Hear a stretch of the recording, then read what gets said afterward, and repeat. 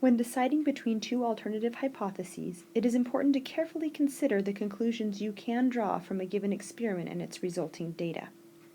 For example, let's say that you observed moths hovering around your back porch light at night. You come up with two hypotheses to explain this.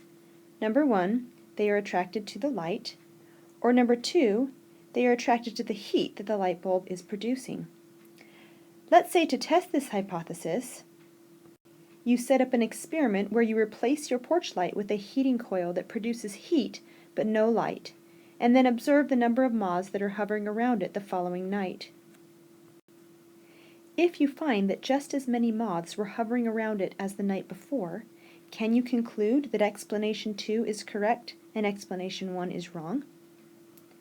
No, you cannot. Certainly we have support for the hypothesis that moths seem to be attracted to a heat source, but this does not tell us anything about whether or not light was also an attractant. What if on a third night we replace our porch light with an LED bulb that produces light but no heat? And we again see an equal number of moths attracted to the bulb. This would suggest that perhaps both light and heat are attractants, or maybe it is an entirely different variable, like the color of the house paint or the smell of food coming from inside. Without looking at this second experiment, we cannot rule out our first hypothesis. Making a prediction beforehand can make interpreting the data easier. In this example, testing the two hypotheses requires two experiments, one for each variable.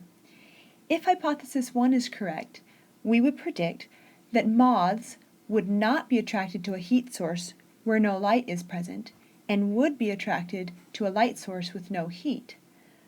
Alternatively, if hypothesis 2 is correct, we would predict that moths would be attracted to a heat source where no light is present, and would not be attracted to a light source with no heat.